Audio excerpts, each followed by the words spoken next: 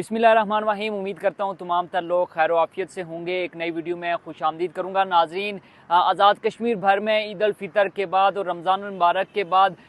जो एक सियासी दर्जा हरारत है वो हमें बढ़ता हुआ नज़र आ रहा है, क्योंकि रमज़ान मुबारक और फिर ईद उल फितर के दौरान जो एक सियासी गहमा गहमी है वो रुक जाती है, तमाम तर सिलसिला जो है वो स्टक हो जाता है। लेकिन अब काफ़ी सारी जो खबरें हैं वो गर्दिश कर रही हैं, चूँकि इलेक्शन भी करीब आ चुका है, तो इस हवाले से जो भी अपडेट हैं वो आपके साथ वैसे तो शेयर करते रहेंगे। लेकिन अगर अभी तक आपने हमारे सोशल मीडिया प्लेटफॉर्म दी कश्मीर को फॉलो नहीं किया तो जल्दी से फॉलो कर लें, ताकि आने वाली जो भी अपडेट हैं वो आप तक पहुंचती रहे। तो सबसे पहली खबर जो अवामी एक्शन कमेटी के कोर मेंबर हैं मुजफ्फराबाद से शौकत नवाज मीर साहब, उनके खिलाफ एक मुकदमा जो है वो सामने आया है। ये मुकदमा NCCIA की जानिब से जो है वो दर्ज किया गया है और इस मुकदमे में ये कहा गया है कि जो अवामी एक्शन कमेटी के मेंबर हैं शौकत नवाज मीर साहब, उनने एक जगह खिताब करते हुए जो एक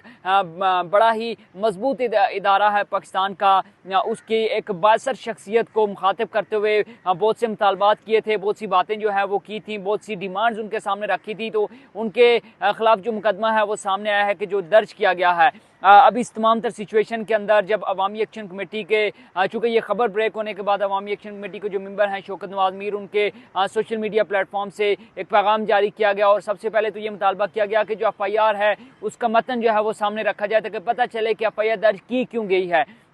वो जब FIR सामने आई तो उसके बाद जो डिटेल सामने आने के बाद जो अवामी एक्शन कमेटी के मेंबर हैं शौकत नवाज मीर, उन्होंने ना सिर्फ इसकी भरपूर अंदाज में जो है वो मजम्मत की है, बल्कि साथ ही साथ इसका अपना जो हक दफ़ा है वो इस्तेमाल करने का भी जो है वो इरादा उन्होंने ज़ाहिर किया है। साथ ही साथ ज़रा ये बता रहे हैं कि जो अवामी एक्शन कमेटी है उसने जो अपना इजलास है, हंगामी इजलास, वो भी तलब कर लिया है। आज या कल ये इजलास मुजफ्फराबाद में या किसी जगह पर, चूँकि मकाम और जगह का जो है वो वक्त का तयन जो है वो अभी तक नहीं हुआ, तो वो होने के बाद जो पता चलेगा कि जो अवामी एक्शन कमेटी है उसका लाए अमल क्या सामने आता है। इसी के साथ एक जुड़ी खबर, क्योंकि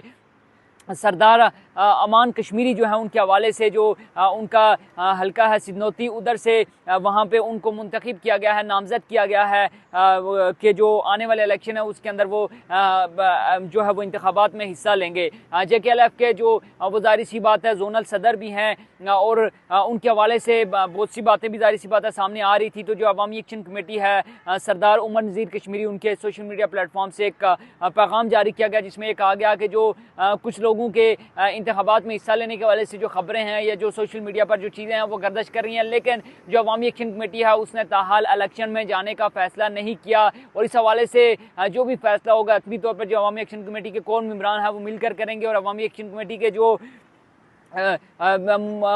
मुसद्दक़ ज़राए हैं उनसे जो है वो ख़बर दी जाएगी या जो उनकी तरफ से दिए गए प्लेटफॉर्म है उनसे ही ये खबर जो है वो शेयर की जाएगी, तभी उसको हतमी माना जाएगा। बहरहाल JKLF के जो सदर हैं सरदार अमान कश्मीरी, उनको ज़ाहिर सी बात है उनके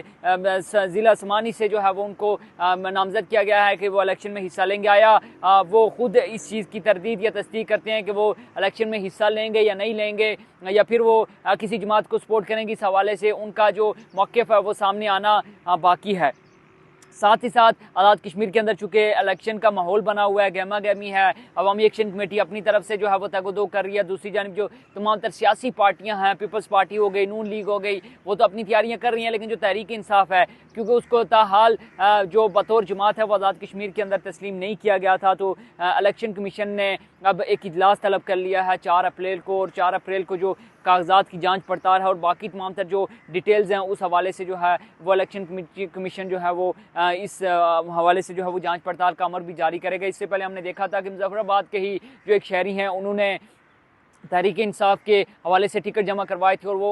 के हवाले से जो कागजात हैं उन्हें जमा करवाए थे। उन्होंने ये दावा किया था कि वो तहरीक इंसाफ को बतौर जमात आज़ाद कश्मीर के अंदर वो भी जो है वो करवाना चाहते हैं, रजिस्टर करवाना चाहते हैं। तो अब देखना यह है कि इस तमाम तर सिचुएशन के अंदर आया तहरीक इंसाफ को, जो कि इमरान खान की जमात है, जिसे वहाँ पर ख्वाजा फारूक अहमद हूँ या फिर वहाँ पर जो साबिक वज़ीर आज़म आज़ाद कश्मीर हैं, आया उनको ये जमात बतौर जमात उनकी रजिस्टर की जाती है या फिर इसको मुस्तरद किया जाता है, ये फैसला आना बाकी है। और जो आज़ाद कश्मीर के अंदर होने वाले इलेक्शन है उसमें बड़ा ही की रोल होगा इस फैसले का कि अगर 4 अप्रैल को ये फैसला दिया जाता है कि तहरीक इंसाफ बतौर सियासी जमात आज़ाद कश्मीर में इलेक्शन में हिस्सा नहीं ले सकती और उसके तमाम तर उम्मीदवार जो है वो बतौर आज़ाद हैसियत में जो है वो इलेक्शन में हिस्सा लें, तो इसका बड़ा ही गहरा असर होगा, बड़ा ही एक आप कह सकते हैं कि बोल्ड इम्पैक्ट होगा आज़ाद कश्मीर के आने वाले इंतखाबात के ऊपर जो है। इस हवाले से जो भी अपडेट होंगी गाहे बगाहे आपके साथ शेयर करते रहेंगे। अगर वीडियो अच्छी लगे तो कमेंट सेक्शन में आपने अपनी राय लाजमी देनी है। अभी तक के लिए मुझे दीजिए इजाज़त, अपना बहुत सा ख्याल रखिएगा। अल्लाह हाफिज़।